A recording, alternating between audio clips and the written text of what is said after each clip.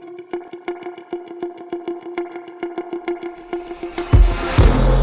Intrepid radio program with Scotty Roberts. Intelligent talk.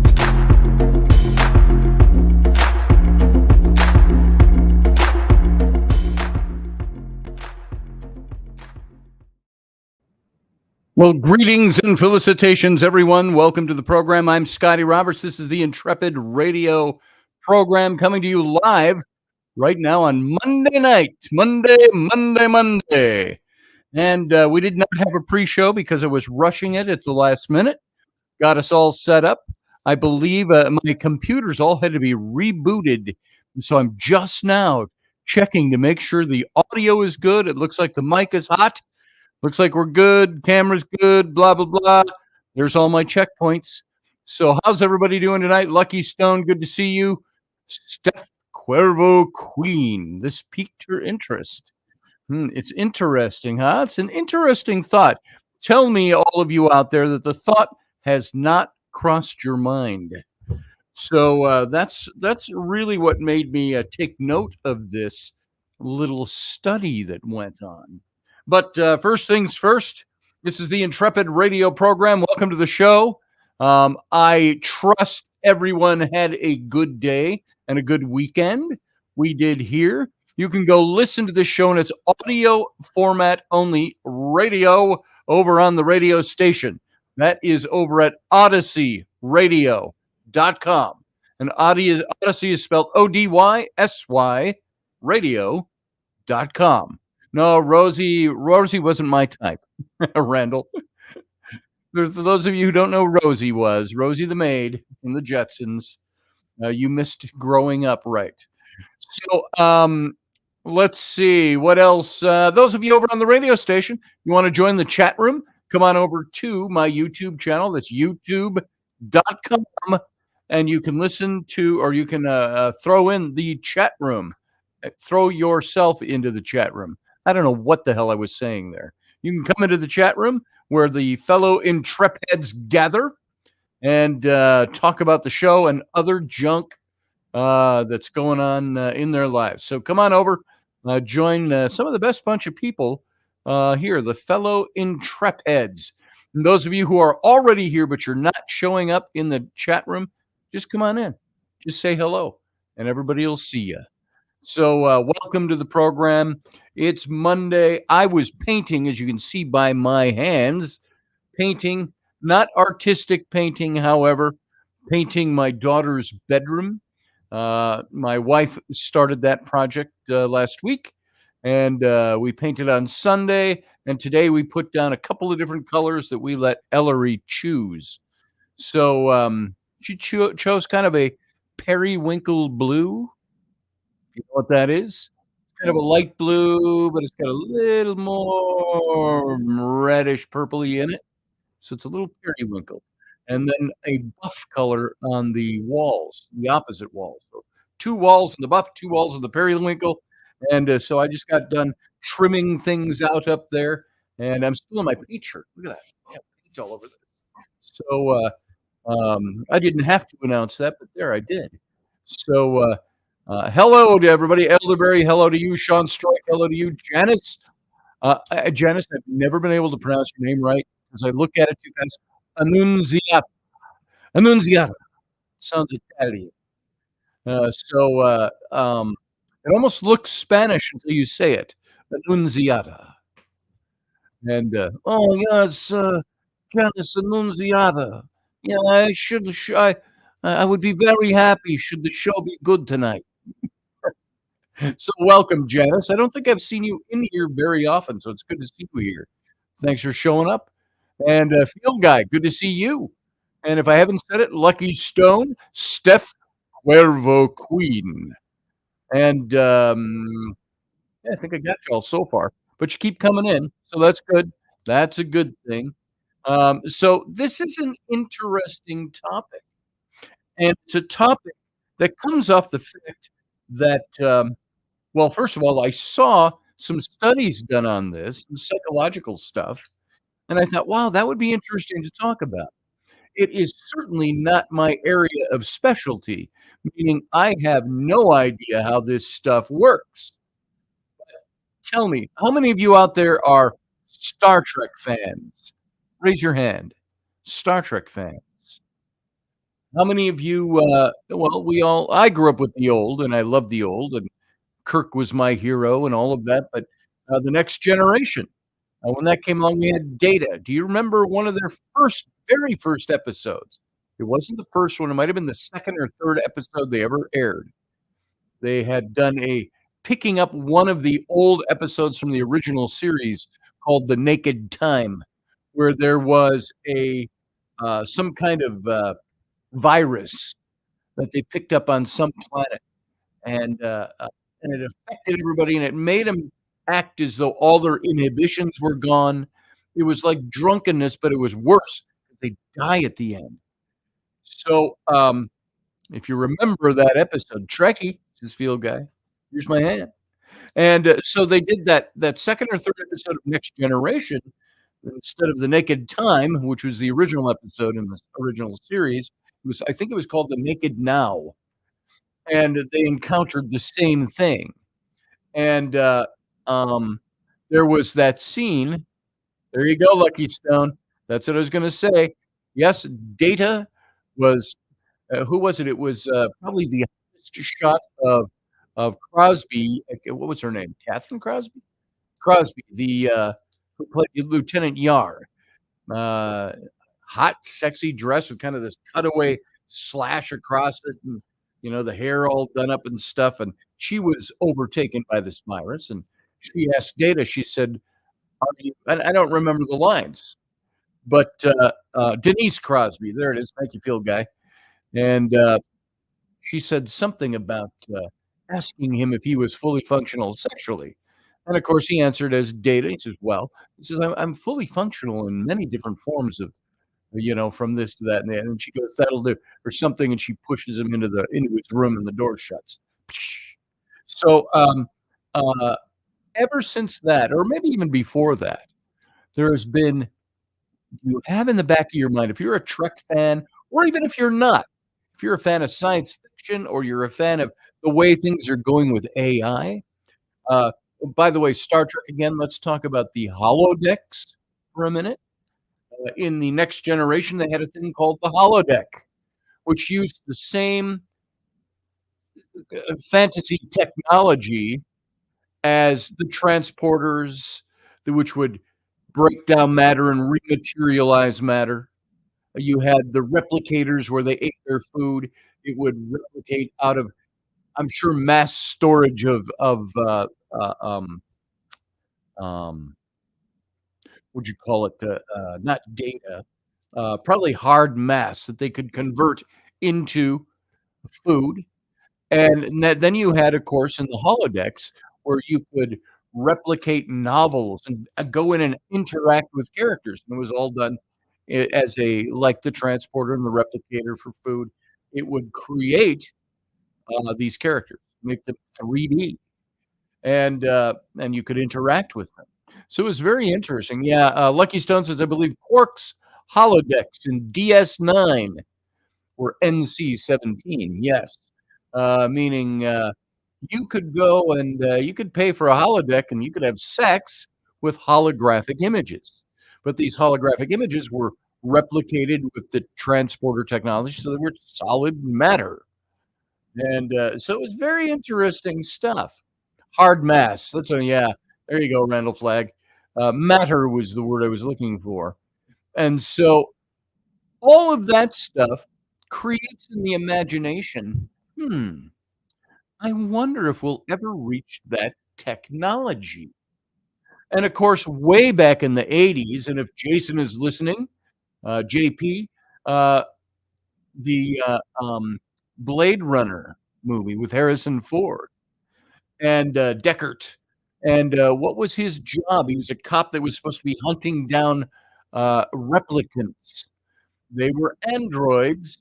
Yes, says JP. I don't know if you're saying that about the movie reference or about my asking for you. So there was sexuality, obviously, with replicants, which were very sophisticated android beings. So the question naturally comes up. Uh, Field guy says, "We ran out of topics." No, this is a topic. Do you think this isn't a topic, Field guy? Sarah says, "I'm not gonna ask how this topic came about." Yeah, I see you were talking to Sarah. Well, it came about because I saw an article. If you missed that at the very beginning, I saw an article about this, and then a couple of articles, and, I thought, "This is really interesting." I said, "This whole thing about sex with robots, um, is this something that" of course, what do we have now? And, of course, you have to think of, like, a, prurient nature to think, sex with blow-up dolls and things like that. That, of course, is, um, not having sex with robots. I think that's I see it as a different thing because I look at the whole sex doll thing as being, "I'm just gonna go over here and have sex with my blow-up girl. Say hi to my girl. Her name is Lori. Say hi, Lori. Hi. Hi, everyone." Just the mind goes to weird comic places with that, and, of course, weird people who would do that. I don't think I have ever thought in the back of my head that I wanna have sex with a doll. But here's the wrinkle. With all the AI stuff going on, with all the robotics you see going on where they are applying AI to the thinking, quote, unquote, "mechanisms" of these things, all of a sudden, you're having at least we're in the rudimentary stages of creating replicants, of creating androids, of creating robots that can function as human beings. And so what thank you, field guy. I'll bet you they could build them to do that, though. Um, JP says there are a lot of social implications and questions regarding this stuff, ranging from social awkwardness and it being a way for a person to take care of urges to folk who have an extreme social anxiety. And I think you hit some nails on the head there. You nailed it, JP, um, because I think I look at it this way. Now, listen, if you're having sex with a doll, that's not my business. Um, I'm not here to judge you. If you like the sound of the squeak and the feel of blow up plastic and rubber, um, that's your thing.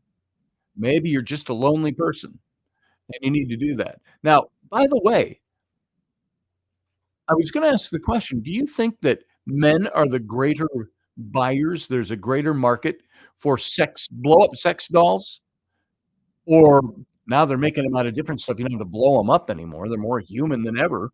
Um, are guys more apt to be involved in that, or do ladies do it too? Of course, we know from way back the flashlight-shaped, vibrators. In a sense, that was an automaton sex. So, it's a way to do autosexuality or self-sexuality using a piece of equipment. So this has existed for a long time, and it's existed on and I'm trying to be polite with the way I say this, so I don't wanna embarrass anybody go, "Oh, I can't listen to this show, it's too NC-17," use, Lucky's, uh, term, and, "Hey, I love my wands," says Steph Cuervo Queen. There we go. It is now for posterity right here on our screen. So, what about all this? What is it about human nature that if we can't have the real thing, we're willing to find objects? Now, even in ancient times, there are objects that have been found, relics, not relic, antiquities that have been found that say this is a jade or a marble or a highly polished stone vibrator without the vibration part. The vibration was manual, I'm sure.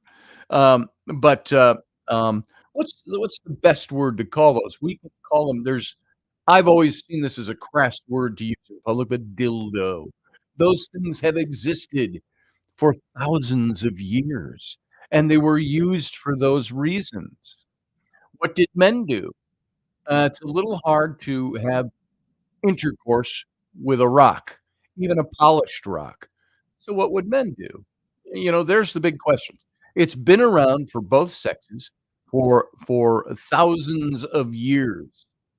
And um, ooh, look at Sean Strike trying to be the belittling funny. Uh-oh. How about no? I know from reading. Oops.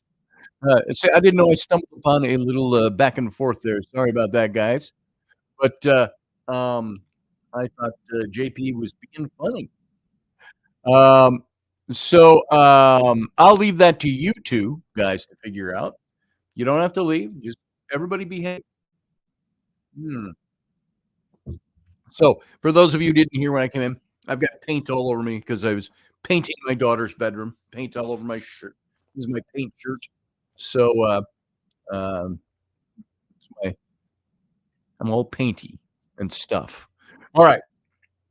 So, let's carry on from that point. We all know we are sexual beings. Whether we have a partner that we do sex with, listen to that we have sex with, we have intimacy with it, we make love with, you can use whatever terminology, whatever phraseology you want to for that. But whether we have a partner that does that with us or not, we are sexual beings and we all react to things sexually. It isn't just for procreation, though that's probably where it started. What was it? A man would look at a woman and say, wow, she has round, firm breasts that would feed my children well, and great hips for bearing me sons. And a woman might look at a man and go, wow, he is a provider, he's strong, he's muscular, he knows how to hunt for food, whatever. All these evolutionary things that are supposedly built into us. And we look at all those things and tell me, even back thousands and upon thousands of years ago, when early humans were having sex, that a guy just looked at a woman's boobs and said, ooh, wow, that's going to be great nutritional milking stations for my children. And those hips look like they could bear me many great sons. No, I'm pretty sure they looked and they went, how you doing? Even in parts, I suppose, of Africa, we're in the bush, no pun intended, where women are topless. Do men look at boobs the same way they do in our culture? All that to say, we are all sexual beings. It's built into all of us. It's stuff that we dang it, guys, now I got the popcorn maker out, says mechanics. Well, good thing. So here's the big question for all of you, and it's really built into the title of tonight's show. Let me bring that up again. ROBOSEXUALITY. Sex with robots appears to be related to people's views of our relations between people. Now, I don't know that I fully buy that, but this is the psychological answer to this, is that people, because what? Because we are sexual beings, we will engage in. Why do you think sex is such a rampant thing in our society? Why do you think our our advertising, our television, our entertainment, our sport, everything is built around sexuality? Um, Sarah Yusuf says it's not power, it's connection and intimacy. I believe that. But how can you connect? Let's say you're having sex with a doll. Uh, Field guy, I'm sorry, I didn't mean to call you out like that. It's a joke. It's a joke. It's just because Field guy in the chat room, he's our only 40-year-old virgin in the room. So, anyway, uh, Field guy, actually, he says, all ladies have my permission to moon and or flash me. See if I drop from a heart attack. There you go. Maybe you wouldn't recognize it. I don't know. What's that? I'm kidding.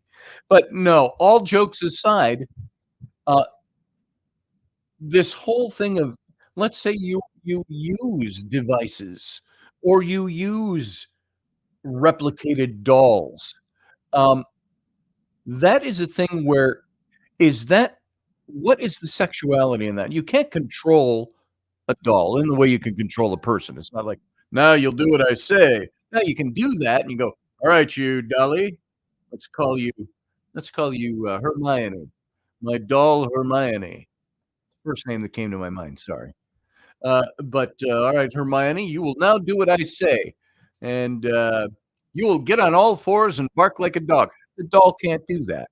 So there's not control in that sense or in that weird sexuality sense. So what is it that people are looking for when they use devices or dolls or things like that? Are they looking for guys looking for release? How about women? Are they looking for the same thing? And Harry Potter, it's ruined forever, says JP. There it goes. Now, next time you watch Harry Potter, first time Hermione comes on the screen, you're gonna think about my aptly named sex doll. Or it's like that little, Saturday Night Live thing from a few years ago where they had Lindsay Lohan on the show, and they did a Harry Potter skit, and, she was Hermione come back from the summer. And, of course, they've got her boobs just sticking out to here, and there was a whole thing about the guys playing I think it was one of the women played Harry Potter with the wig, and some other guy played, Ron Weasley, and it was a very funny bit. You should go look it up. Lindsay Lohan, Harry Potter skit, SNL. But, and even that shows you this is what our focus is as human beings, as a society. Everything is wrapped around that. Guys, tell me I am wrong. Tell me I'm wrong. But we have our wives or our relationships, and I'm talking to guys. Women, you can pull application if you want, but guys, we can love that person with all our hearts. But aren't we always trying to please them so there's reward time? And, now, I'm only saying that that's not 100% across the board the way people think, but I'm talking about that in a positive sense. There's, "Hey, honey, I painted the kid's bedroom tonight, giggity." And, "Oh, such a nice job you did, honey." "Yeah, you can pat me on the back now." Euphemism, euphemism, euphemism. So Pavlovian response, maybe. Uh, oh, are you saying the Beatle guy? I saw that skit. It's my top holy 5 holy sheets, boobage, yeah. Yeah, it's a pretty good, skit. So, if you're into that sort of thing. "What were those witches doing with that broom?" says Rapid Dog. There you go. That brings back an old story. My ex's mother-in-law, my old mother-in-law, former mother-in-law, my ex-wife said to me, "Yeah, my mom's a sex education for us kids. She took a broomstick and she put a rubber on the end of it, a prophylactic." Those of you who don't know the vernacular. And she said, "If he's like this," and she holds up the broomstick, "you do this." And, she said that was the extent of her, sex education when she went off to college. But, here, let's get down more to the meat of this. Again, no euphemism. Everything's a euphemism, by the way. So, Young would Carl Jung would have a field day. You're right, Michelle Cannon-Free. So, uh, let's get into this a little bit. Since we've established we are all sexual beings, we all like sex, we all crave it, and I think people who don't crave it are probably people who okay, I'm gonna make some generalities here. It's probably people who don't have it and are used to not having it, and they don't think about it much. Um, although I guarantee you those people crave it at times. Then there are those who it is withheld from them, and they crave it even more. Then there are those who are in great loving relationships, and they love it, and they crave it. "Hey, honey, we haven't done it out in the park at midnight yet, have we?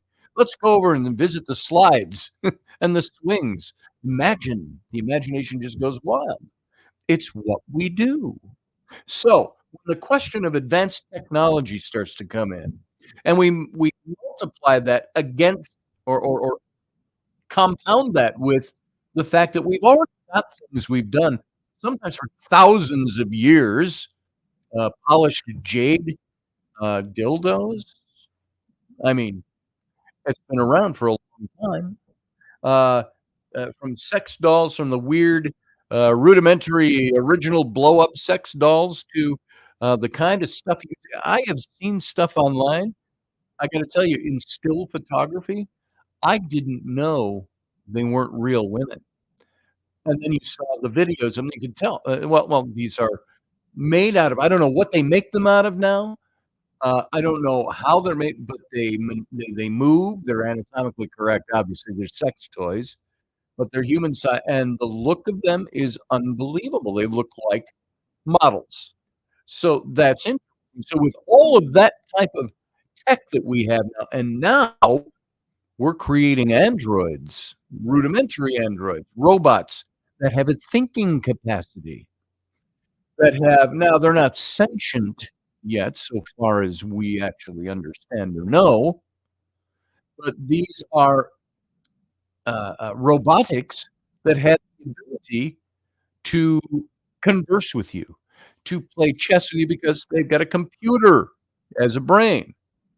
What happens when these things are programmed to be able to do the kinds of things sexually that would not require a lot of input, that they're geared for it, they're made for it? Um, let's see, what did Steph just say? Ryan, it's better than sexually abusing someone if they can't get a person. There's that. Ryan Gale said, maybe not from the robot's perspective. And the robots, are the robots sentient? Are they present? Do they understand it? Or if we actually had robots that could do sexual activity like you're having sex with a human, would they have deep down feelings of being sex slaves? Or would that not even be programmed into their thinking capacity? Here's the thing, it's all programmed. It's like, Professor Bauer says, everything is programmed. And, you're right, even the things that I prefer celibacy, says Michelle Cannon Free. There, we've got Michelle down for no to robots. But, let me ask you, most guys out there, and guys, don't get upset with me for revealing our secrets. Most guys would be like, "If I had a robot and or a holodeck like in Star Trek. If I had that kind of thing and I could do that, it's harmless and I wouldn't reproduce and I wouldn't nobody's hurt and all of that, well, without thinking of the ramifications of, "Honey, I just had sex with a robot today. Is it okay to come in?" Is that adultery if you're having use an old term, but is that adultery if you're having sex with a robot outside of your relationship? Is that cheating? I think we can pretty much when we remember, Rocky Stucci and I told you about that if you didn't see it live, when he asked me, in the middle of his show, "Yo, Robert, so what if I wanted to have sex with a ghost?" He says, "Is that, like cheating?" And the show just went downhill from there. So, from the sacred to the profane, pass, says, Michelle Canterbury. Passing on the answer to that or an input on that? Emotional cheating, I think so, yes. You're not cheating with a human being, but what if you're having sex with something that is so close to a human being that it might as well be a human being, except it's not a real person? Now that yeah, that's Rocky, all right, mechanics. So, here's where we're at. I was looking psychologically into this, and it's only because I wasn't looking for the topic. I happened on the topic on a psychology website that I'm on. And, and the question was raised, who's most interested in sex with robots? What if the robots if you remember the movie, Blade Runner, the original with, Harrison Ford and Sean Young. I don't wanna ruin the here's a spoiler alert if you haven't seen it, she's a replicant, we don't know it till the end. But, it's his girlfriend. But, and so it was so real She was so real and so well programmed and created that you couldn't tell the difference. Now, right now, if I would suppose now I've never had sex with a doll, but, I'm gonna tell you, my imagination tells me I could probably tell that it's not a real person. But what if you're with a robot, that could you think robot and you think metal gears and plastic and things like that. They obviously have to build these things. If they're gonna build them to have sex, they have to be built to be comfortable and to feel right. I would guess, uh, JP says to have physical intimacy with another person, their depression and loneliness is palpable. Yeah. Oh, wait, that was the tail end of other one. Maybe folks should step back and think of the wider implications. I have close friends who have incurable, communicable, permanent diseases who are at a point that they believe they will never be able to have physical intimacy with another person. Their depression and loneliness is palpable. Yeah. That's what I mean. I when it comes to sexuality, we have values or mores or traditions that have been built within our religious and our moral not compass, structures, our organizations, and yet we have to ask. It's like I had a gay friend, who was in our church, and for years, he was told that it's wrong to practice your homosexuality. Though there were people that had a lot of compassion, so he never, ever had a physical relationship with anybody. He passed away just about 6 months ago, I think. But, um, he's been on come into the show before over the last few years. Kevin was his name. Remember Kevin, Kevin from Minnesota. And, um, there was somebody I had a lot of compassion for because he was somebody that could not fulfill having intimacy with anybody. He didn't have a disease. So it all boils down to intention for usage, says Sarah. Therapeutic aspects, yeah. Mechanic says, "And there's the fembot assassins." Yeah, there's those. Robosexual, that's it. It's robosexuality. So what predicts robosexuality? There's new research that's out there that identifies 3 very surprising factors. Now, the key points I'm gonna cover with this are robosexuality is openness to having sex with robots. Now, you gotta get the picture of, the old rusty, clunky robot, like, from Lost in Space. "Danger, Will Robinson." Not that kinda robot. I would think you would not have a gentle touch with those metallic claws. So, sex with robots. Get a picture in your mind of robots we are developing now that have a human look, a human touch, and that they would have that human-like quality about there's also a new study that finds that people with open, unrestricted sexual attitudes are actually less interested in sex with robots. Now, that's gonna tell you something right there. Let's say people who have an open relationship and they do stuff like that all the time, or they're very open about sexuality, they're not the people who crave their why? Because it's like they get it wherever they want it with like-minded people. So this isn't they aren't the people that are the most interested in sex with robots. You were leading up to some of your points here you're making in the chat room. People with hostile sexist beliefs or who believe some groups are better than others are more interested in sex with robots. And then sex with robots appears to be related to people's views of power relationships between people. I'm not all Android, just where it counts, says mechanics. I'm only a little bit Android. Yeah, I'm only, half a bionic man. Boy, imagine if remember in the day the Bionic Man, the, $6 million Man came out? 6 million now is like, "Pff, that's all?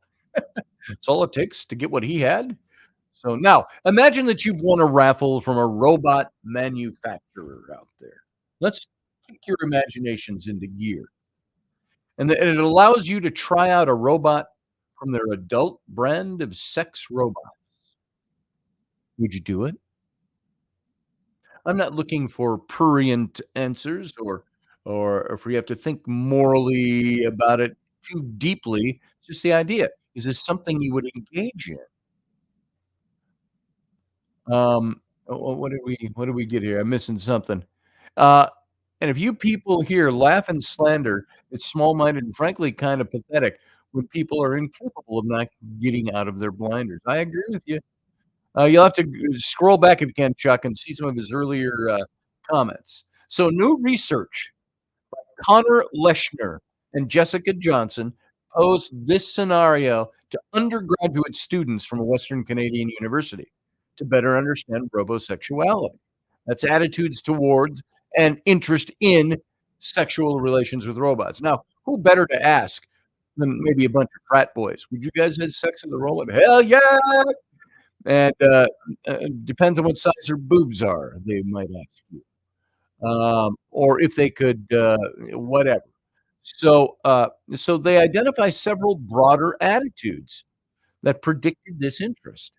And the results suggest people's interest in sex robots is tied to deeper issues about their social relations. Now, here's what the study found. Leshner and Johnson, they collected data on 3 attitudes that they thought would be related to robosexuality. And, I kinda think that they missed the point a bit on the therapeutic side, but let's see, what they get into. Let's talk about this. I find what Mark Wahlberg a bit creepy. Wow, where'd that come from? Well, cool. Sarah, no. I see JP said Marky Mark is apparently working on a reboot of the $6 Million Man. Oh, called the $6 billion Man. They definitely adjusted for inflation. Ain't that the truth? That's Bidenomics at work. But here we go. There's 3 attitudes. 1, sociosexual orientation.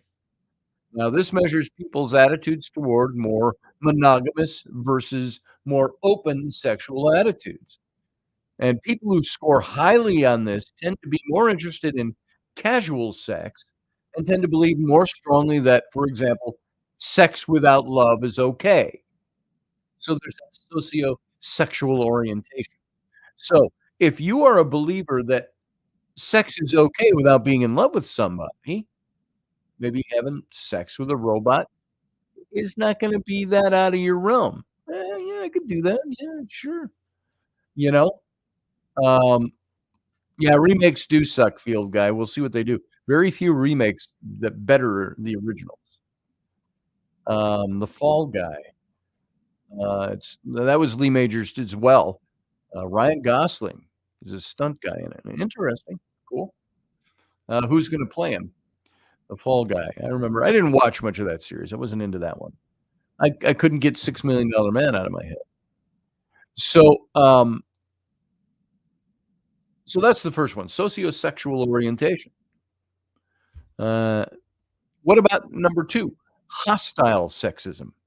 People who score more highly on this, they tend to view gender relations as competitive and full of conflict, and to see women as trying to control men. Well, there is some truth to that, isn't there? You're not getting any of this unless you do that. What was it? It was, Dave Chappelle. He said, "Out of all familial relationships," he says, "it's the dad, the husband." And I don't remember how he said this. He says, "But it has the hardest time because it's the only love relationship that's predicated on what you do." And he said, now maybe he was being a bit cynical with that. Maybe there's a whole 'nother topic in that, but he was pretty much saying, "You know what? Men are the only ones in relationships, family relationships, whose relationship is wholly dependent on how much he produces." There's something to that. Think about that for a while. We'll talk about that one another time. But what about these people that are what they're labeling hostile sexism? They see women as only trying to control men. or men as only trying to control women. I think this more lends over to the guys. And then there's number 3, the social dominance orientation. And this measures a person's desire to support and maintain a ranking of different groups, with some being higher than others. This can mean supporting ideas that people come from some racial groups, some social classes, some genders, or people having certain sexual orientations should be ranked below others. Now, and that one again was called the social dominance orientation. Now, these 3 different attitudes were used to predict how interested people were in sex with robots. And the results indicated that people with more open sexual attitudes were less likely to be interested in sex with robots. Why would you think that would be? People with an open attitude about sex, and it doesn't even have to be open marriages or I'm gonna sleep with anything that comes along or like that, and sleep isn't the key word there. Uh, so but when you ask the question, you say people that are more open, it could just mean they're open about it. They're open to talking about it. Me, I'm very open sexually. I can talk about it, it doesn't bother me. Um, uh, I haven't got any hangups on it. But, um, finding that people who are open to that are usually the ones who are less likely to be interested in sex with robots. So probably a little more in-hand practice, if you will, hands-on practice. Uh Yeah, it's interesting they didn't touch on the social anxiety or the mental health, emotional issues, because those, I think, would be big factors. Right, JP? So this was the opposite of what the researchers expected. They thought that people more open to casual and unrestricted sexual relations might also be more open to robot sex. So on reflection, however, this result might be more related to m to men versus or I'm sorry, met versus unmet sexual needs. People who are open to more casual sexual experiences might feel like their more adventurous sexual lives meet their sexual needs. So adding sex robots into the mix doesn't meet a need for them. And on the other hand, for people who are unlikely to have open sexual relationships, robot sex might feel like a safer way to explore sexuality. Or maybe this is where we can throw in the physical or emotional or mental uh, social anxiety issues. They would be more willing, perhaps, to try that because they don't have to think about the anxiety of another person judging them, gauging them, comparing them, looking at their body and saying, "Your body isn't quite what I want. I can't do this tonight." Whatever it might be. So I think that that group would probably fit more into that. But this also raises the issue of whether people consider robot sex to be cheating or not. We already kind of hit on. Leshner and Johnson review literature suggesting that it might come down to whether people see the sex robot as more like a partner, in which case it's cheating, or more like a sex toy, in which case, according to some, that's not cheating. And this study wasn't able to tease these things apart. And so here's the issue. When we talked about cheating, would you see sex with a robot that's programmed and built mechanically to answer that physical need? Would you see that as cheating? Would it be cheating? Or would you see that more as a sex toy?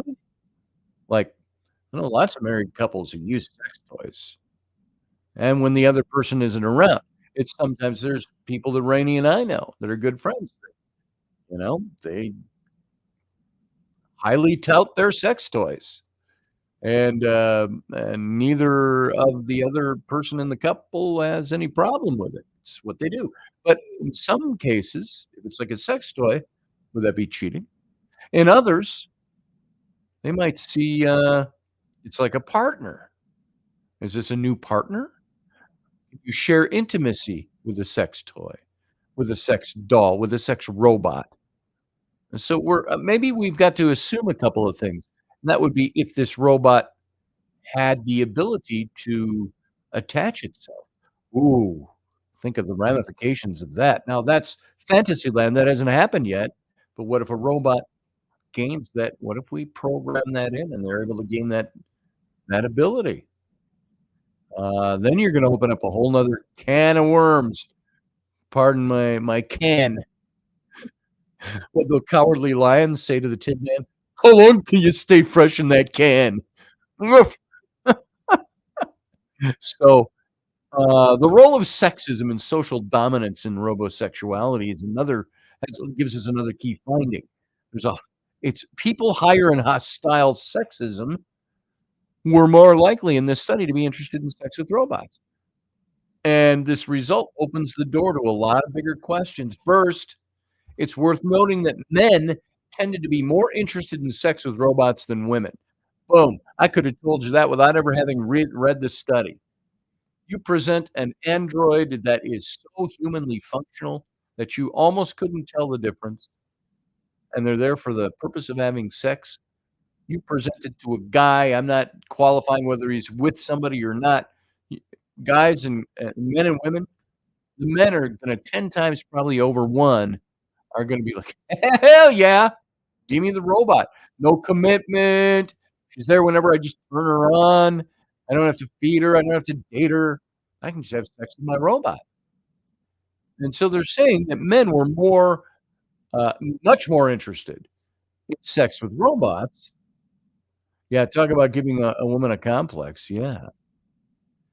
"Hey, honey, let's go out for a date. I do have my sex robot, though, so you are not obligated, but let's go out and have dinner."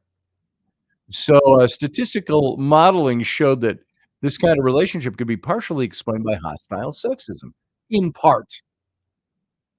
In other words, men who wanted sex with robots also tended to have anger and distrust of women. Now, I would disagree with that part of this study. There's some missing connection that they made, some missing question they didn't ask. I don't think guys would wanna have sex with a robot simply because they have anger issues with distrust of women. Maybe the distrust could fall under that category of inability to be intimate. Um, and I'll tell you something, rejection is a big thing too. Maybe that's what that could fit under that distrust of women for men or for women. Distrust of men or women based on rejection. Rejection's a big factor. Sarah says guys need intimacy connections much like women do. Yeah, we do.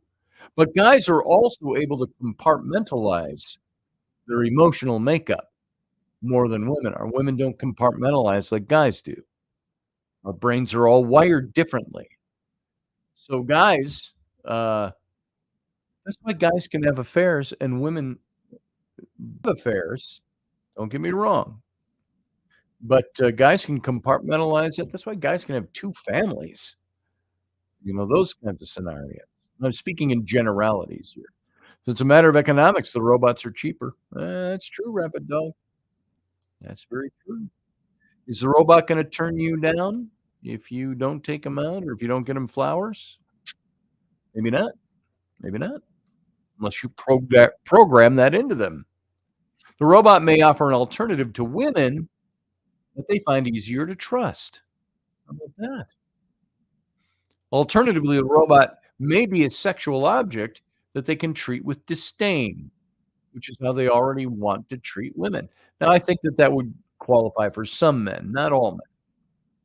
So finally, people higher in social dominance orientation, the desire to maintain status difference between groups, were also more likely to be interested in sex with robots. Now, see, I don't have any of that either. Am I admitting I would have sex with a robot? I think, I've already said, "Hey, if there were a holodeck, sign me up." Now that's not taking into account the fact that I love my wife and all of that, and I'm sure you could get addicted to a holodeck or a sex robot just as well as you could anything else. So here we also see how larger social attitudes might be driving an interest in sex robots. People who see some groups of people as less valuable than others also appear to be more interested in sex robots. And it might be that these people already see other people as being more like objects to use. So, in a sense, it's almost like the narcissist would really like a sex robot. But in a way, I'd say maybe they wouldn't. Why would a narcissist like that when a narcissist is all about controlling another person? You can dominate a robot because it has no will of its own. What good does that do to a narcissist who needs to be able to have people submit to their personality and their will? It's not the same thing. It's fake. So it might be that these people already see others as being more likely objects to use.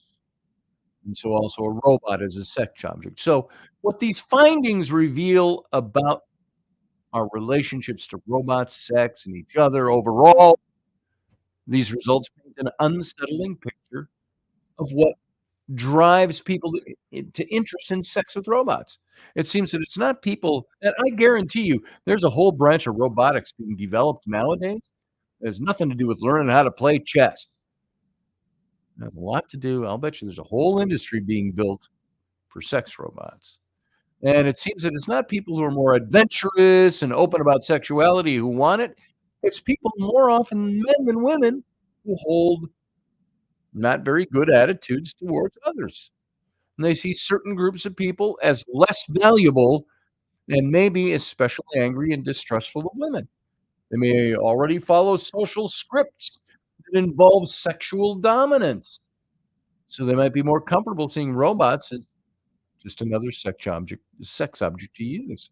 So it's worth noting that the pattern of results was the opposite for friendship with robots. It's just the opposite. People higher in hostile sexism and social dominance orientation were less likely to want to be friends with robots, but they'd have sex with them. I think that's the way they are with people, though, too. Less likely to want to have a friendship with a person, with a woman. A guy would be less likely to want to have a friendship with a woman than he would like to have sex with her. You're in that category. So the research is ongoing. This study just suggests that sex with robots is only in part about power relations. And those who want to dominate others are more likely to want sex with robots. Now, I think that we have to take into consideration, we only got about a minute and a half left with the radio audience, then we'll go to the captain's cabin. But I tend to highly believe that people who, if they have questioned a segment of people who had some of the anxiety disorders, some of the loneliness from disease, whatever it might be, that those people are going to be more likely to use something like this. Now, maybe they wouldn't be people necessarily that are like, yeah, bring it on. I am ravenous for robot sex. It might not be that way. It just might be that they're open to it, more open to it. So, ROBOSEXUALITY. I'm banking on the recharge cycle limit, says Chuck Thurston. I don't go beyond that and burst into flames. Yeah, right. Like, when we finishing up, it's not going to short circuit anything, is it? So there's all kinds of good humor that comes out of this. That could also be serious questions. So there we go. There's the study, and that's what it represented or produced. What do you guys think? We'll talk about it in the captain's cabin. You can call in if you want. The call-in link is in the description below over on the YouTube channel. And for all of you who are over there in the radio listening, I just want to say thanks for being here. Join us on my YouTube channel, youtube.com/Scotty Roberts. The Captain's Cabin. Live long and prosper.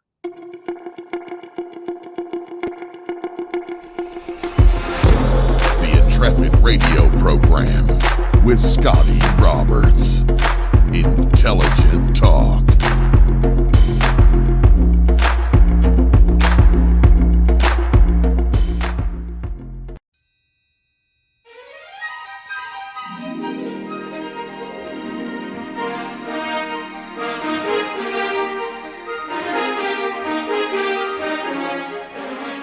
Hey folks, this is Scotty Roberts, and this is the Intrepid radio broadcast. I've been broadcasting for about 20 years now, covering such topics as science, politics, the paranormal, weird science, weird world history, archaeology, and the paranormal. Everything from ghosts to cryptids to creepy things that go bump in the night. So every week I bring you 3 new episodes. Come and join my channel and also be a patron to this site. So see the details below, and we'll see you here.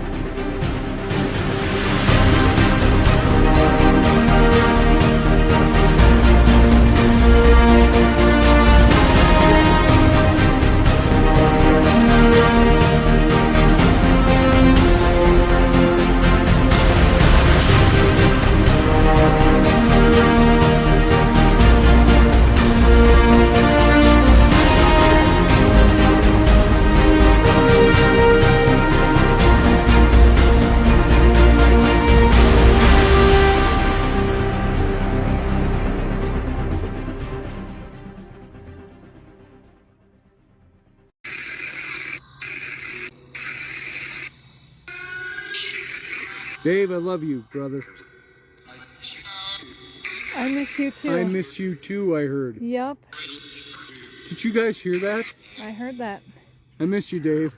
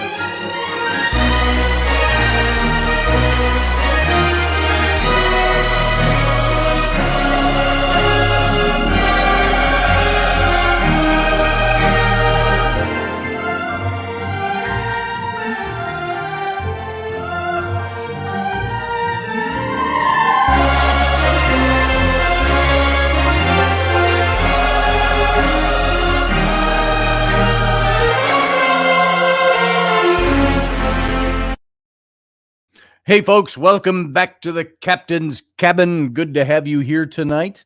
Glad that you stuck it out through the show and that you are enjoying. I hope you enjoyed that show, that content.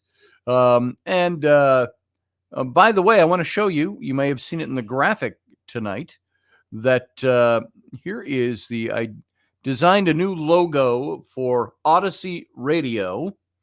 I don't know if you remember what the old one looked like. Very similar to this, but added some new elements to it because, well, the old one, let's see, the only way I'd be able to show you that is to look at some of these old slides that we have from our shows, like maybe even this one. This would work. You can see it down in the corner here. Subspace Odyssey Radio. Now, Russ, who owns the Federation, TrekFederation.com, they started as a charitable organization that's focused around the whole Star Trek phenomenon. And they sold merchandise very much into the Gene Roddenberry, actually, the creator of Star Trek, actually helped Russ found this thing between 30 and 35 years ago. And, of course, Gene Roddenberry died. Had to be 35 years ago because he died in 91, if I believe, right, which is 33, 34 years ago. So that was the old logo.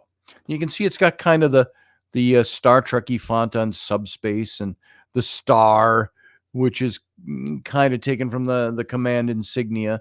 So what we did, we changed that out because now, after 35 years of being who he is, Trek Federation, and a charitable organization, now somebody complained about his new store, somebody who has license rights, and I'm not going to call out names on this, but somebody contacted Paramount, and Paramount was giving Russ, just the other day when I created this logo, was giving him 5 days to change out his logo and certain elements of the store because they looked too much like an official Star Trek store, even though it's just a store that carries Star Trek goods. They were building a replica of the bridge set that's going to be part of the store, the bridge from the original Enterprise. And it was only a half a bridge. So you were going to see it all open from, be like you in the store, be seeing where the view screen would be, seeing into the bridge. And you could go sit in it and they could rent it out for events and things like that. And somebody else in the country who has a very big set tour, replica set tours, complained about it. Didn't like the fact that there was going to be another one going up, and he's the one that complained to Paramount. So Russ had to start dropping things and changing things. So we recreated. Drained. What? Saying suddenly my communicator is drained. So not sure why. It's on the battery. So anyway, that's the talking if you heard that in the background. So that's too bad. I mean, Russ is, I don't want to oversay my part on this, but so I did a rush and I created some new signage and new logos for him. And so this is going to be it. And the store is going to be called, let's see, I don't have this saved in a format, but just so you guys know, the store is going to be called, let's see where we have it here. It's going to be called, oh, that's not it. I'm looking for it. Hang on. Oh, I know where I put it. It's a different file. So they're renaming the store. It's called Federation Headquarters right now. And he's got to kind of go through this process and now renaming things and redoing stuff and all of that. So this is I'm looking for the banner. This is the new signage. And if I can come up with it quickly here. I thought it'd be real fast to call it up. So hang on. Date added. Right there. There it is. Nope, that's a sticker. That's a that. That's a that. It would be subspace with star. Wrong one. I'm looking for the signage. That's interesting. That doesn't just come up for me here. The subspace logo. I'll show it to you if I can find it. But so I think it's being called Subspace Earth. Not subspace. Not subspace. Not spaceport. Something like that. And for some reason, well, here's the HQ one. That's not the right one either. So they have to change it, and I redid signs for them. And it's kind of funny that I'm not finding them where they should be in my files. So that's too bad. But I'm going by a date added. And I thought I had subspace in here. I got to show you if I can find it. That's not it either. That's interesting. Anyway, so it's going to be the new logo. This is the look that you see up there now. And I'm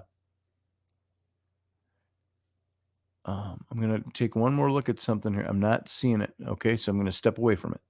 Otherwise, I'll get lost in this. So anyway, that's the new logo. That's what we're doing. So Odyssey Radio, that's the new look, the new feel. This logo, basic to this, is just going to say space, not spaceport, space. What the hell? I did this the other day too. Anyway, so what's going on? I see people saying something about rattling swords don't work. Let's see. You're starting shit with others in chat. Okay. What's going on in the chat, guys? Do I need to come in there? Do I need to reach back there? Do I need to pull this car over? So, I'm just reviewing what's being said in the chat room. Coming across that way, it's okay. Don't agree with my opinion. Opinions are opinions. You know, they're like assholes. Everybody's got one. We all know that already. We established that last week. Let's see. Not grinding axes. It's not your opinion when you're starting shit with others in chat. Blah, blah, blah.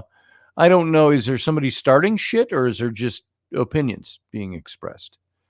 Just be nice. That's always the rule here. Be nice to everybody. Let's see. I'll leave before. I'm not. I don't need yours. I don't know. That's all. Good night, Scotty Robertson and Intrepid. Good night, Sean. I don't know what's going on. So I didn't see any problem there. You know, most problems like this take place when people misunderstand what somebody's saying, or somebody doesn't understand that they're saying something that they ought not. So, Professor Bauer says there's a mental illness from hormone and depressant drugs causing derangement among estrogen-based carbon units. You're talking about women, right? Chicks, man. So there's a mental illness with chicks. Oh, it's from drugs. Okay, the drugs. All right. So I don't see the core of whatever the problem is. Probably not worth worrying about. Stuff about entitlement. Sean says, women think they need too much. They're crazy. They want to know how much I make on a first date. Yeah, I wouldn't like that. I can tell you that. How much do I make? Power cell drained, my communicator just said. So there it is. So yeah, just chill, said Steph, and I think that's what everybody should do. Just chill. Let's see. I see you out there, JP. You should get your butt in here if you want. Repeat. What does that mean? Says Steph. I'm just seeing. Sean says you're on repeat. No idea what that means. So anyway, petty squabbles. Let's let petty squabbles be petty squabbles, and we move on from them. We don't.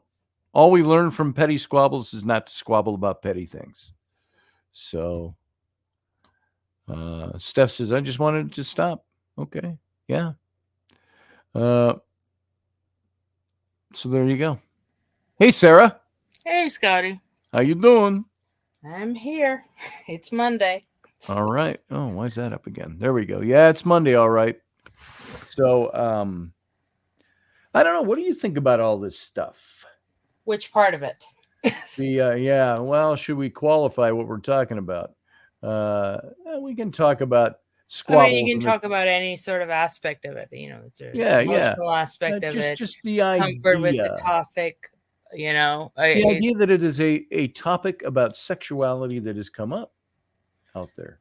Well, I mean, I'm probably the worst person to talk about sexuality with, but I'm good. Because you just like it and you like lots of it, and so it's not of interest to you.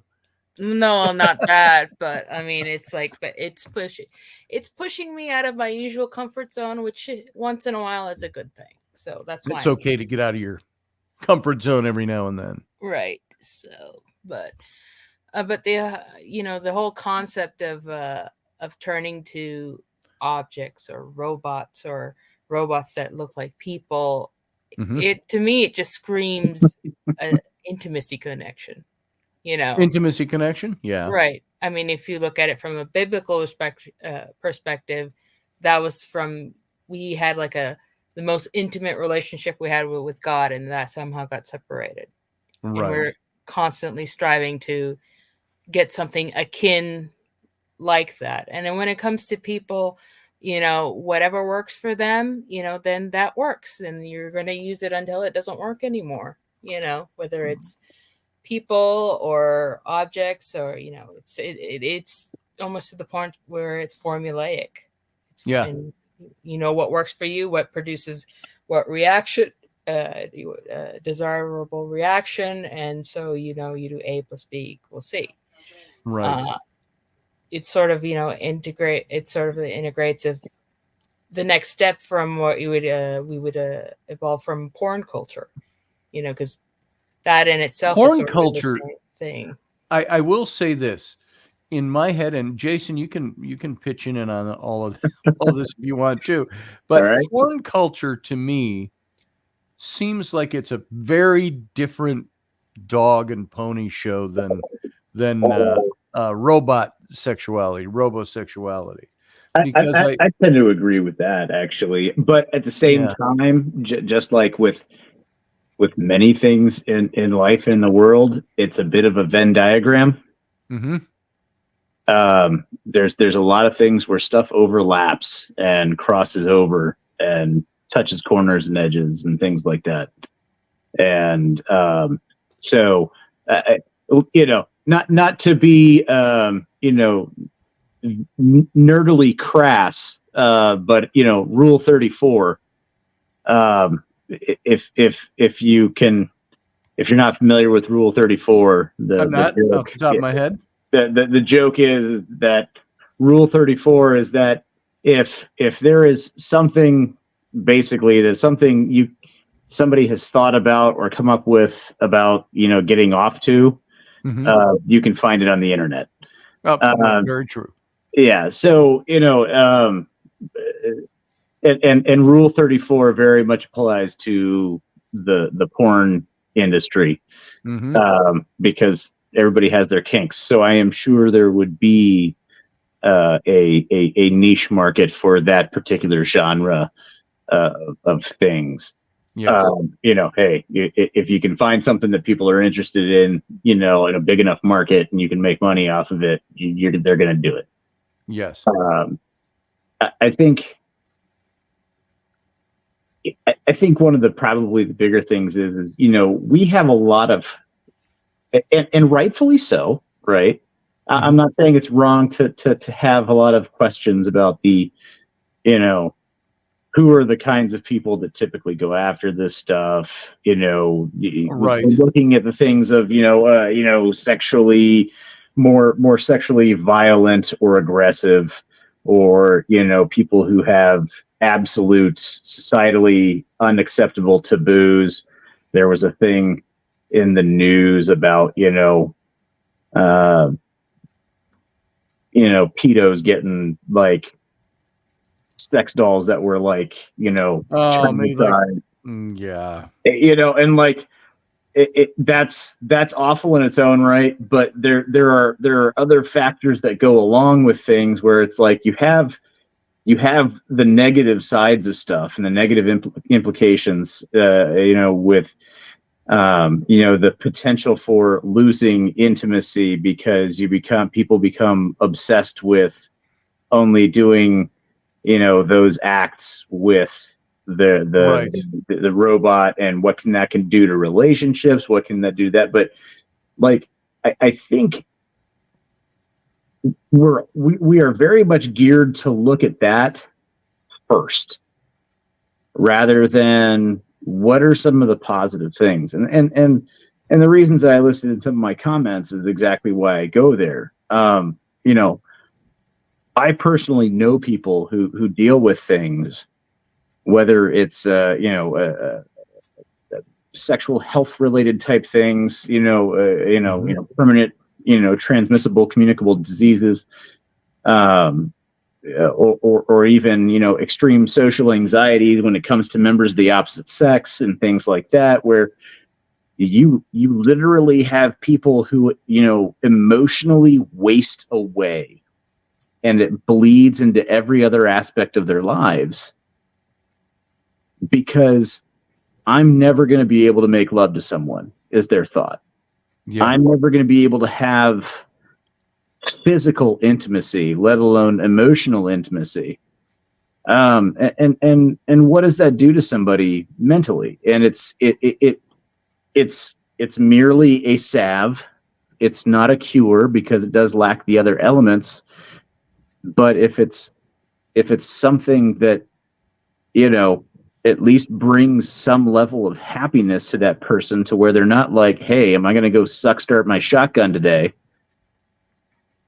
Right. To be crass. Right. Is that a bad thing? Is that something that deserves the criticism and the the various forms of right. comments that make fun of things or whatever? I mean, like, there are people out there who will never meet someone because they have a hard time even walking out the front door of their house. Yeah, it's an avenue for them to have something. Let's look.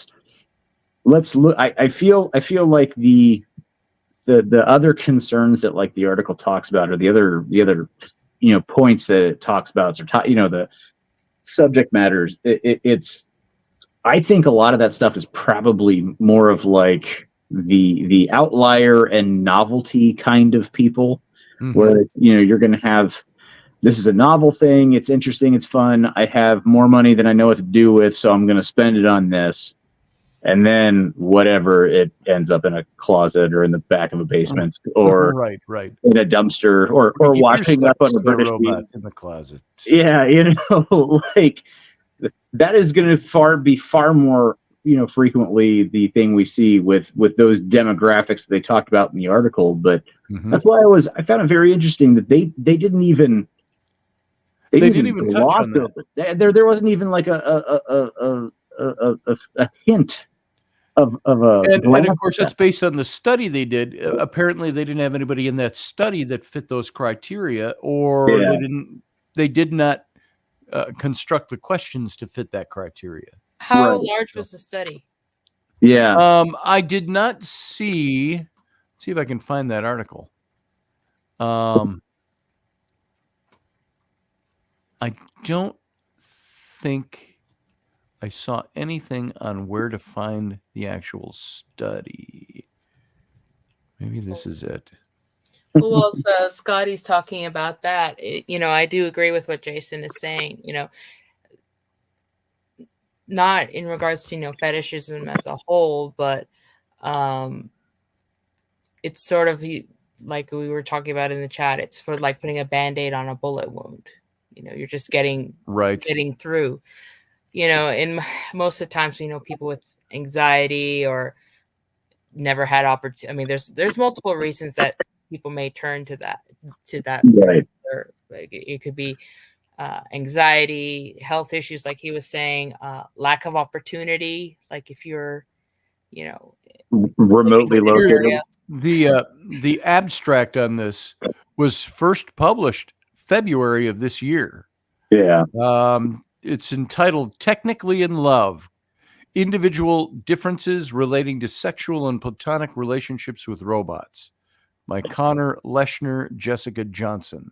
Well, and it's interesting too, because the article's revolving around the development of the stuff that I have seen, pop up in various places.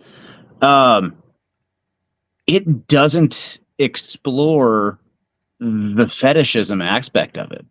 Right. It explores very much those people who cannot.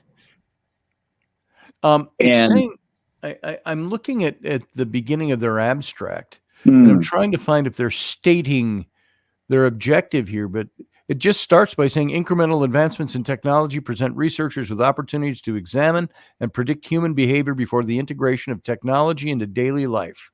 Previous studies have identified trends in both the design and reception of current social robotic technologies, including gender biases and social othering, which may affect how humans interact more with the advanced robotic technologies. Right.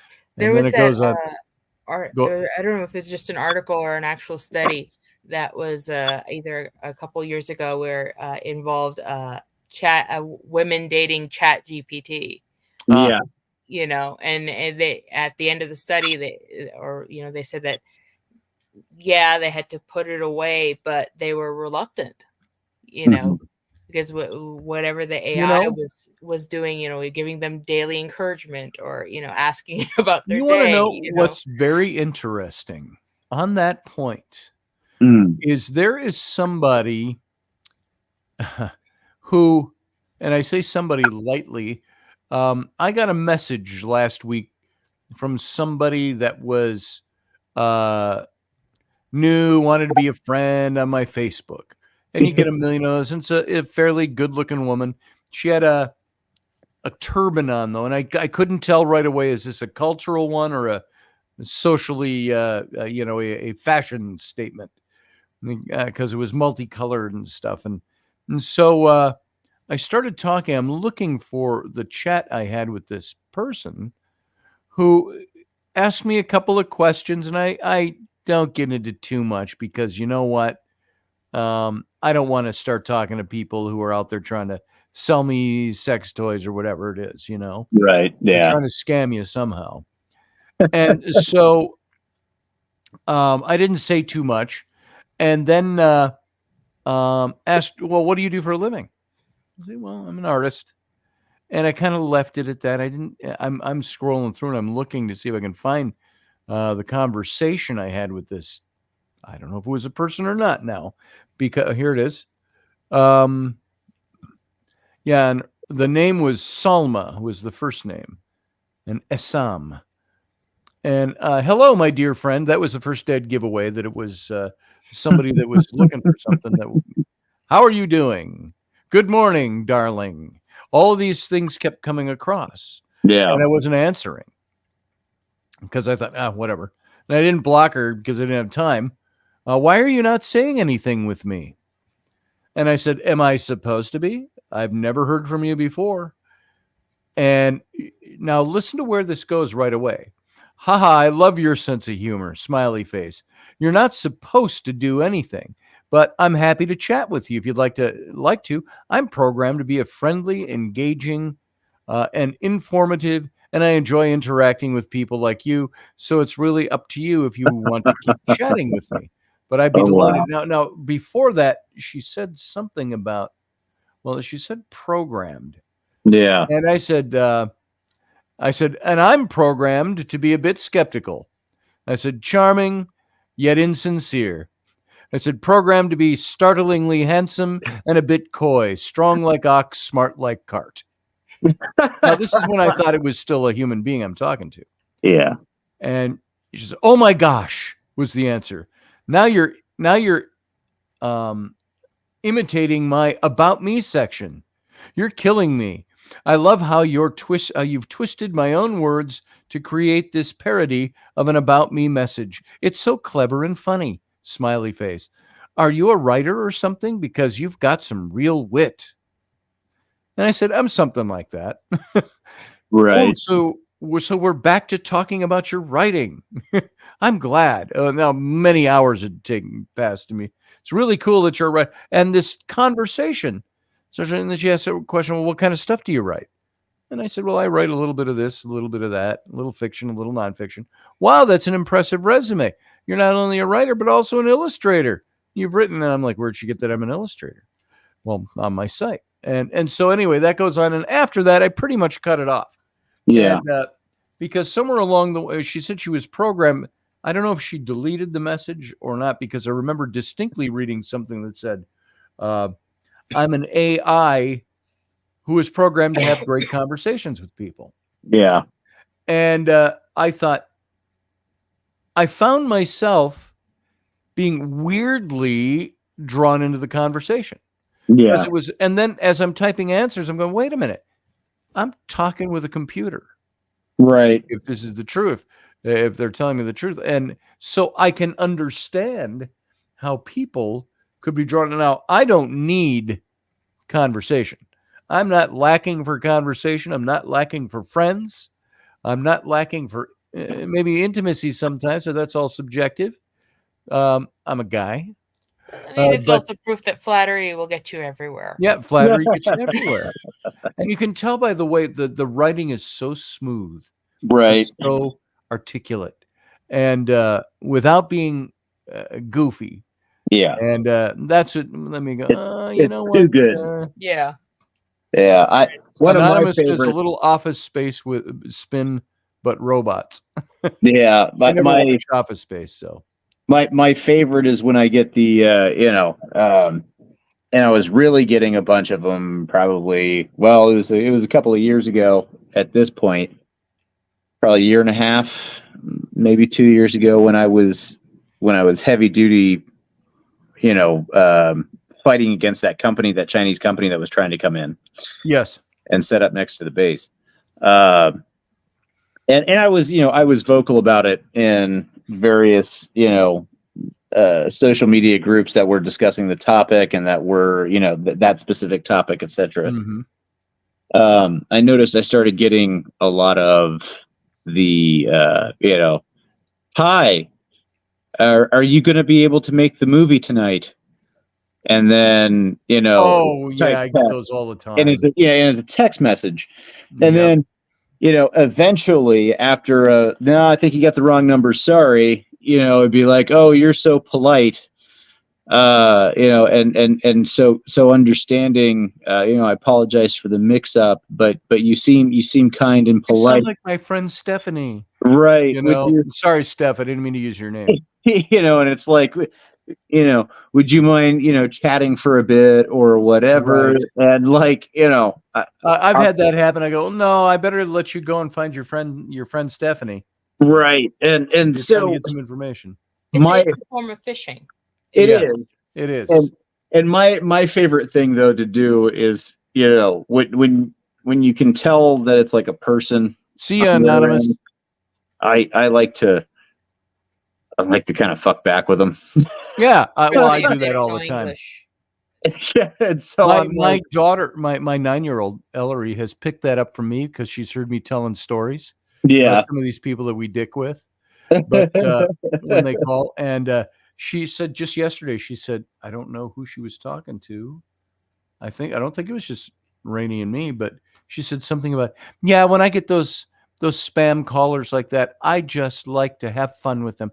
I'll start singing a song. She goes like that, or I'll do this and that, and at least she hasn't, gotten to the weird stuff. But yeah. So what ends up happening is I will draw the conversation a little bit, and then eventually there will be generic, very attractive, young Asian woman. Always, that's what the picture always is, isn't it? And here's a picture of me in case you wondered. Right, well, I didn't exactly. wonder, Let me, and then they're like, let me see a picture of you. And so, like in a folder on the phone, I have stashed away a photograph of Tank Man. Oh, nice. The guy who stood down the column of Chinese tanks at Tiananmen Square. This is me. And I'm like, yeah, hey, here's me. My name's Tank Man. And then, like, this is me in an outing. Right. Typically, after that, the messages stop. Nice. That's a great idea. Because they're always Chinese pictures of women that they're showing. Yeah, and there's I think one time, the most recent one I got, I was like, look, dude or dudette, I get it. You're just a guy or a gal trying to do a job, but look, man, I successfully helped throw a Chinese company with heavy CCP ties out of my town.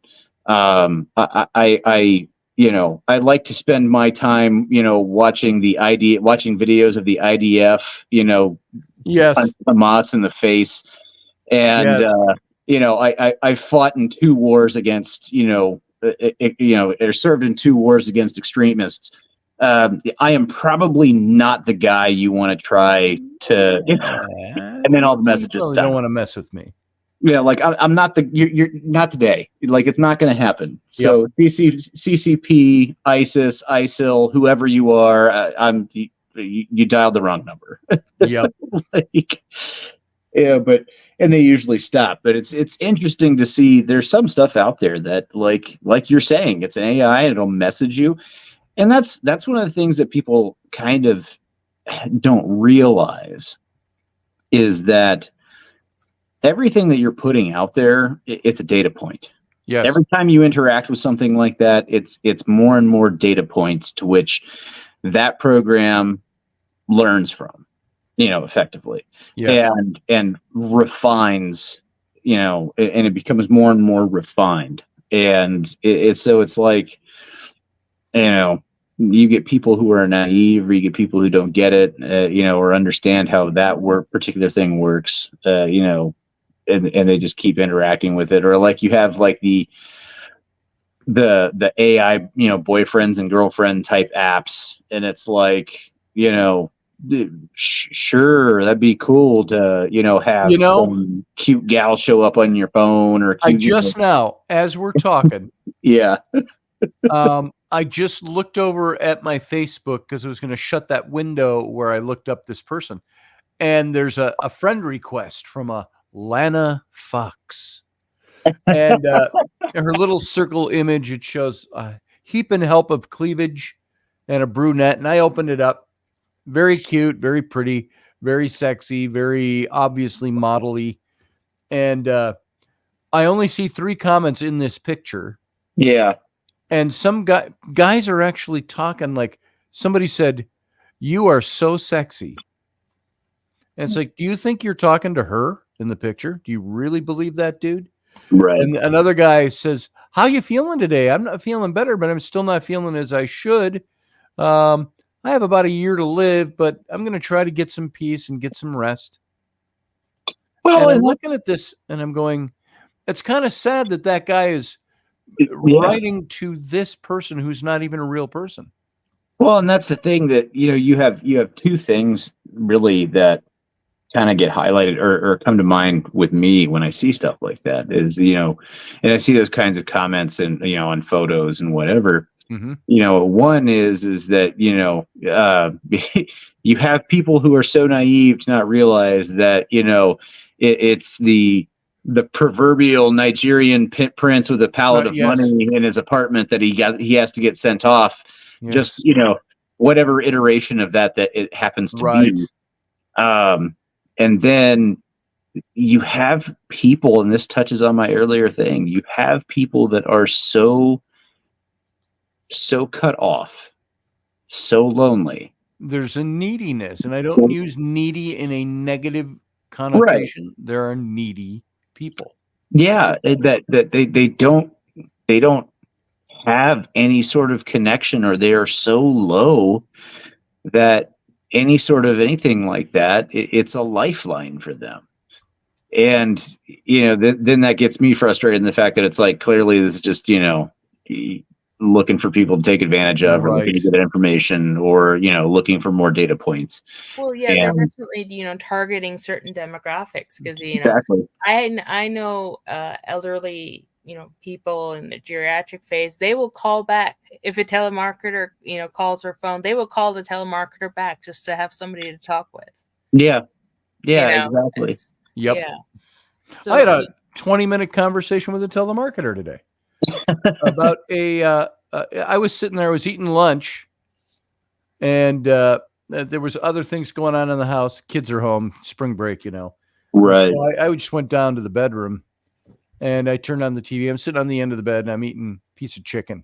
And some guy calls. I'm like, damn it, somebody's calling me while I'm eating chicken.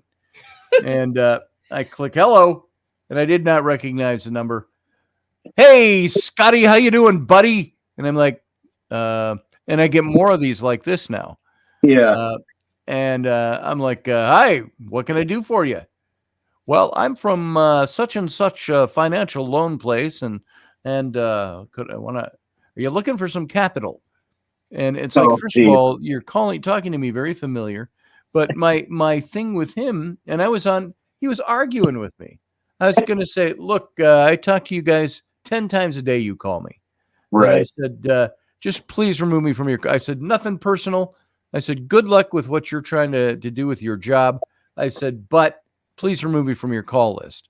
Well, can I tell you about this thing first? And no, I said, no, not really. Well, why? I got this and this and this. And somewhere in there, he said, I won't take no for an answer. I said, how about this? No. And he just kept pressing and pressing and pressing. And he goes, well, you're obviously interested because you've been on the phone with me for 10 minutes or something. I go, I'm only on the phone with you to see how far you're going to take this at this point. And I said, the answer is still no. I said, any company that calls me with a blind number, well, it's not blind. I said, you're routing the number. Well, that's an industry's number or something. And I go, I don't care. I said, you're calling through a number that says it's right here across the river from me. Yeah. And I said, in that area code, St. Paul. And I said, on top of that, there's no caller ID. I said, it doesn't tell me who you are. I said, on top of that, I said, you've got me on an auto dial. I said, so when I pick up, there's a pause because you got to grab the call that answered. And I said, those are three things that are rules for me. If there's any company that calls me trying to sell me anything and they use any one of those three, any combination of those three, I won't do business with them.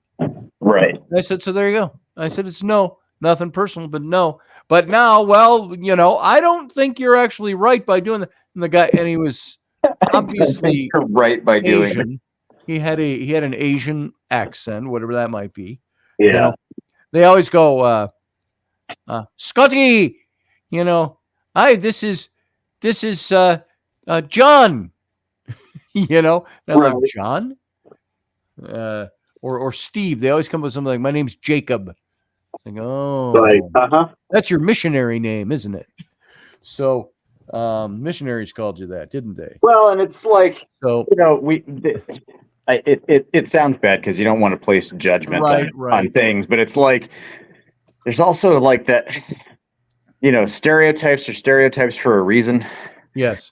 Like there's certain things. This is how this stereotype of these callers happens because it's always it's like, dude, just hit me with your given name, man. I don't care. Somebody said to me something about when I was talking about there was the case. Remember that guy several years ago now who in Chicago, he followed somebody who was a white guy and he followed a black kid in a hoodie that was in his yard and shot him. Trayvon Martin. Trayvon Martin. Yeah. Trayvon Martin. Yes. And we were talking about on the radio show about stereotypes and profiling. Right. And I said, let me tell you something. I said, I'm not a cop and I don't do a lot of profiling in that sense. But let me ask you, I said, where do you think somebody gets profiled? What creates a profile? What creates a stereotype? It's not because there was a red-haired, bearded, kilt-wearing Scotsman in my front yard at midnight. That didn't create the profile. I said, it's that somebody created that profile and gave it those characteristics. Young black men wearing hoodies in the neighborhood. And I said, that stereotype or profile item came from somewhere. And I said, somebody made that. And it wasn't just some angsty, racist white guy behind a desk. I said, it's because the overabundance of cases involved a profile type that was like that. Yeah. And I said, using my Scottish man, I said, if there was a whole proliferation of crimes committed at homes being raided by pale white, red-haired, red-bearded Scotsmen wearing kilts late at night, that would be the profile. Watch out for the red-bearded Scotsman in your yard.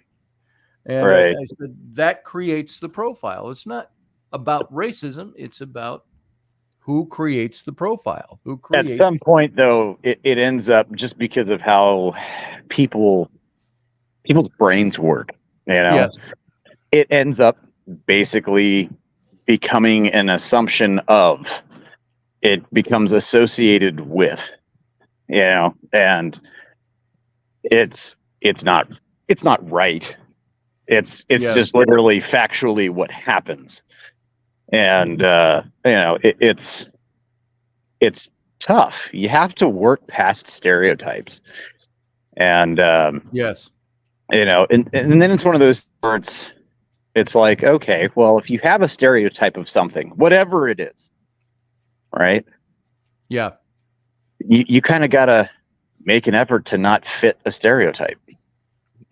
That's why I don't walk around in New Balances with well, I also, I quickly learned that, hey, I should not keep an ultra short haircut and walk around with New Balances and, show your swastika tattooed on your head. Well, not even something like that, but like, right. So in the military, we have stereotypes of like the kid that's fresh out of basic training, right? And you can tell who they are because they're the guy that's in the issued PT shoes, which are typically like New Balances or Asics, because they get a good government contract deal.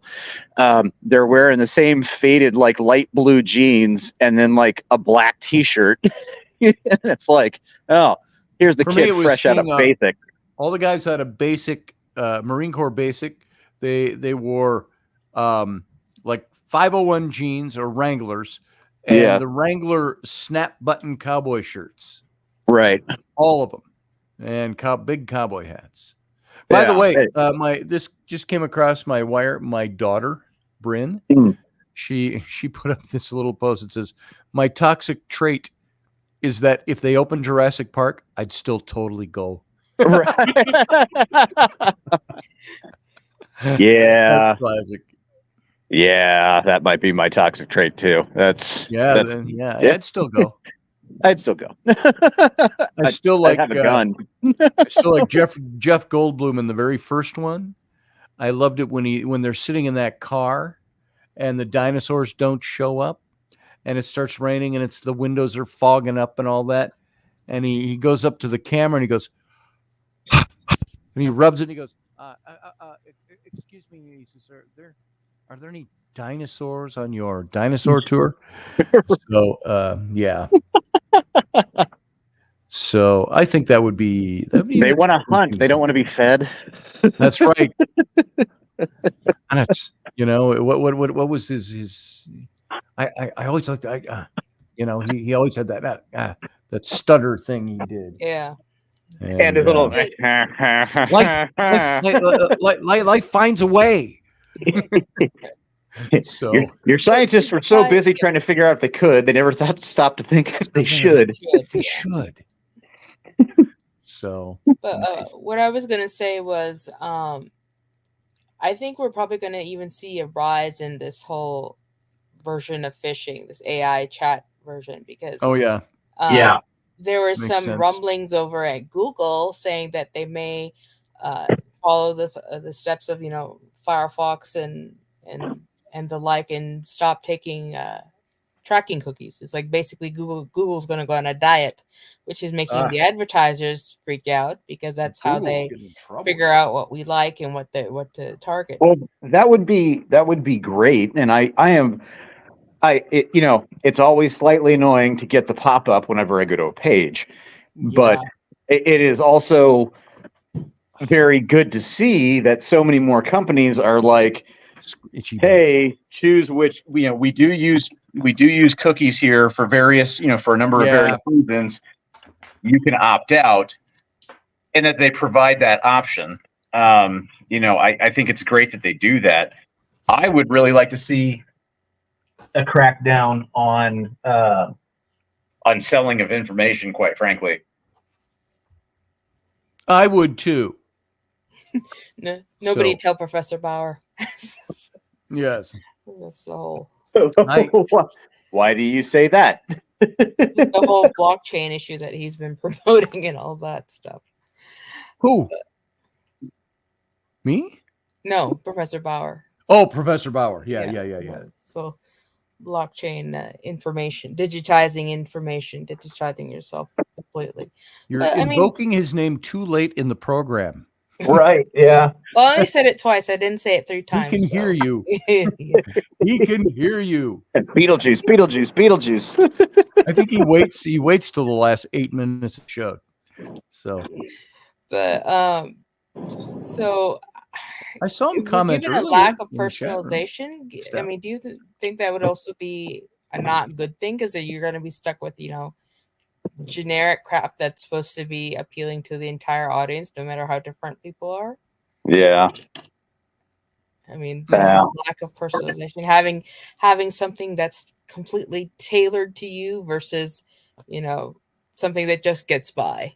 I don't need the internet to be tailored to me, to tell you the truth. Right. It's like I like to go. I shut down ad stuff all the time. Like it's like I just no. Here, you can tailor your ads to fit your needs. No, I'll even when I'm like I have like YouTube. I pay for premium because I watch shows on YouTube. I did when I was convalescing from my heart surgery. Yeah, way back. We're talking 7 years ago. I would pay a little bit extra to get the ad-free things because it was like when I was watching YouTube and I was watching a political show or political commentary, it was like every 4 minutes. Literally, I timed it. They just did. There's been more ad time than there is show time. Right. I thought they're doing that to try to force you into. Well, if you're not going to buy our premium, we'll just make sure you get 54 ads this Well, hour. and it's funny that you said that because I did do YouTube Premium briefly. So I could download some stuff for a video I was working on for the Air Force Ball. Sure. And, because you can go on there and you can actually download the whole video as a file and then you can do whatever with it. And I was, once my subscription ended, I didn't renew it. Oh, he's right there. He's hiding in the background. Okay. It's like what? I noticed that there was a massive. Oh, that was weird. Yeah, it was. I noticed a massive uptick in the ads that I would get during videos that I watch after I canceled my subscription. And it's like, what the heck, guys? Yeah. Uh-huh. Yeah. And but they I wouldn't be surprised if there was some sort of thing like that where it's like I'm sure there is. Oh, okay. Oh, they're not on premium. We've sent them a couple ads for premium. They hit cancel. We got a record of that. Just load them up with ads. And it was so frustrating and annoying that I paid I think at the time it was like $11.99 a month for premium, and it's about the same. And I still pay for premium. So yeah. And I may get it back because there's, not to sound paranoid or anything, but I kind of want to download all of the all of the meeting videos from the from when I was fighting against Fufeng as source documentation for the annual histories, because it's like people take, we had a whole thing in North Dakota here recently, relatively recently, where a North Dakota, I don't know if he was governor or senator of some type or whatever, big wig politician dude, passed away, and they basically immediately deleted all of his email, like his whole email, profile. Delete his account. Right. No, I mean, that's like exactly what they did. They deleted that file with the PDS file or whatever it is. Yep. That Outlook creates, or PSD file, and Photoshop. Right. They deleted that whole file, and they were like, recently they just had a ruling about it. They're like, well, yeah, we deleted this, but we're not going to level any criminal charges or anything because the rules at the time that it happened were kind of murky. And it's like, kind of murky, my butt. They've all said that, all of these conversations, text conversations, emails, all of that is public record, whether it's on electronic, it's all the correspondence, email is correspondence, is public record. And, anything made through an official phone or official email.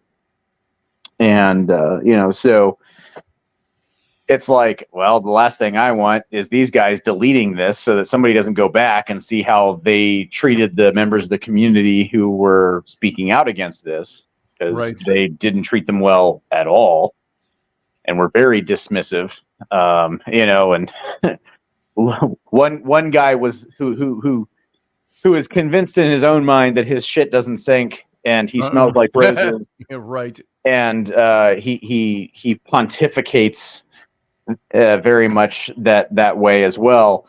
When he speaks, he made some comment about how, like, this isn't Hogan's Heroes where you have a whole network of, and it's like, really, guy? Like, you don't know what you don't know.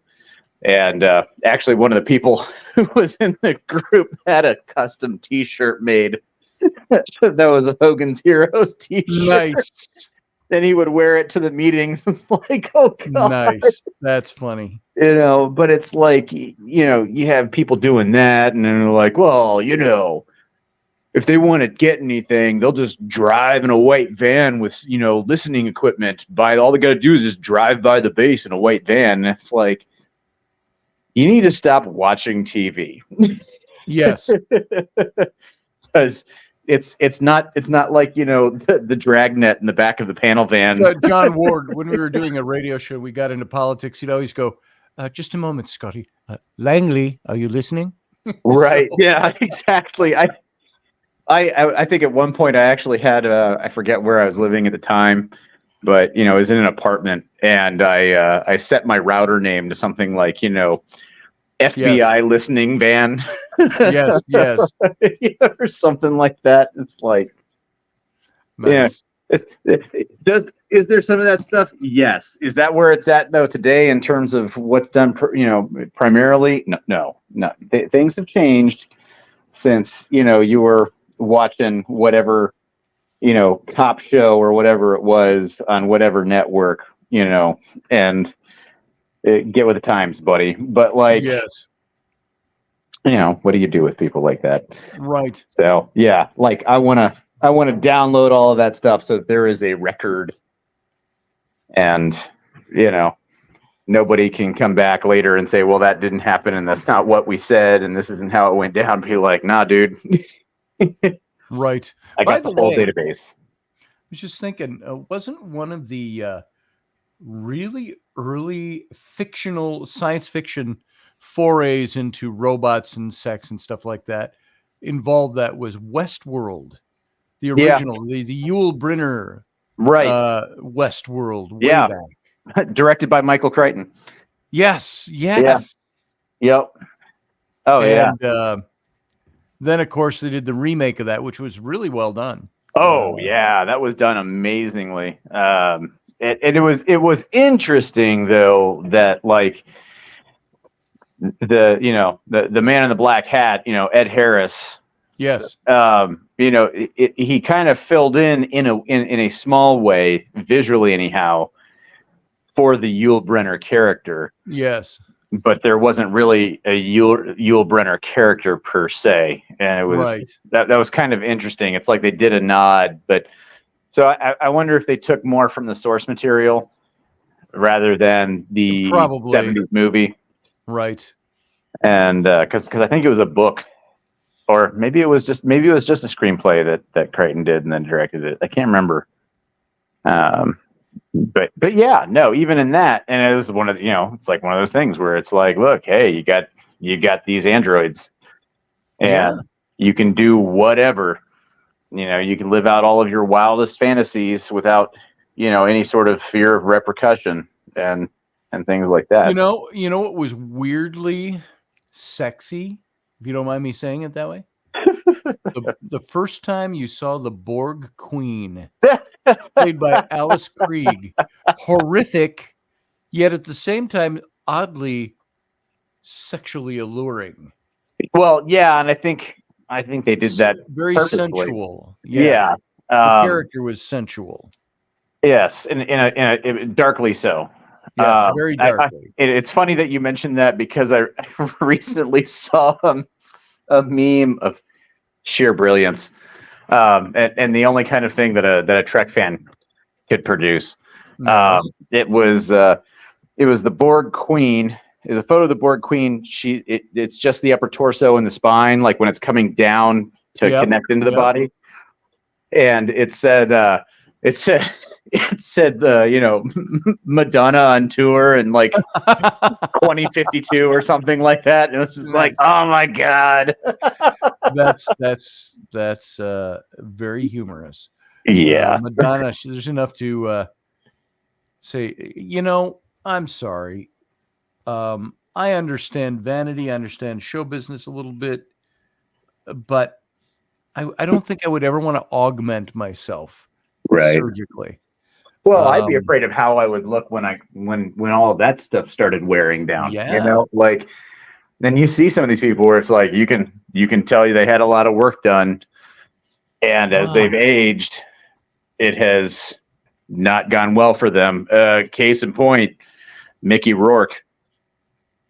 I mean, that guy's had a lot of work done, and it's like he was a good-looking young man. Yeah.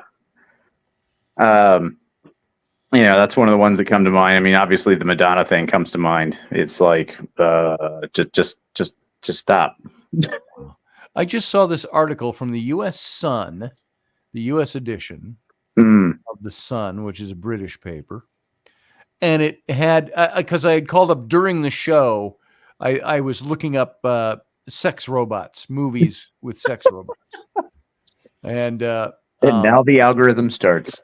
And now it'll start. But I saw this one. I go, wow, that's pretty hot. It's like a woman in a Catwoman costume, looking like a Catwoman costume. Yeah, only open all the way down below the navel, and very not transparent, very skin tight, shall we say? Right. And I'm looking at it, I go, that's a robot. And the headline, and I just opened up this article, Valley of the Dolls, first lesbian sex robots may be coming soon as sex bots start being programmed to be gay. Okay. It's the American adult toy and robotics company Real Doll. Yeah. Are attempting to enter the LGBTQ market. Yep. And they're showing a couple of different ones here, and you go, that's a little extravagant with what they're wearing and their bodies, but you go, wow, that's strangely alluring. I can see why there would be guys out there that would go, yeah, bring in the doll. But it's very interesting and very human looking. Oh my goodness. Yeah. I don't know to what it's only going to progress more as, I can't imagine that they walk around, they come and knock on your door to go, hi, I'm your robot. No, I don't think anybody can afford that model. I just made myself think of remember the original Highlander movie? Yeah. With the Kurgan, he's in the hotel room and he's putting that sword together and he's doing all the sword moves. And then it shows him up close and he's holding his sword and the door opens up and there's some blonde woman with a fetish outfit on and she goes, and his eyes open and she's standing back there and she goes, "Hi, I'm Candy." And he goes, it doesn't change the camera angle and he just goes, "Of course you are." Jesus. I just thought of that with the picture of this sex robot. Right. Yeah, it's weird. I think a lot of how it'll go is, basically how can society approach this? Like if we focus more on the positive aspects, I think that there's some good things that can come out of it. I think there's a lot of potential for bad things to come out of it in terms of things within relationships and stuff. Pre-existing relationships, and then you introduce this, but a lot of that's just going to have to be how people approach it, I guess. And I mean, really, honestly, at the end of the day, dude, it's not my business. It's really not. I don't care. If they're a decent human being and they treat people with dignity and respect, they're a friendly neighbor, a good coworker, whatever, and then if they're like, yeah, I got one of those, sex robots because, I have a hard time with this, that, and the other thing. And, it's like, or I don't want to have to deal with all the problems that come with, I don't want to have a relationship because of everything that everything that they've been through. Right. Yes. There's a lot of people that, it would probably appeal to them in that regard because they've been emotionally beat down by failed relationships and bad partners, even when they've tried to break cycles of bad partners, and it's a certain level of giving up, which is sad. Yep. But, if it keeps them on an even keel and it,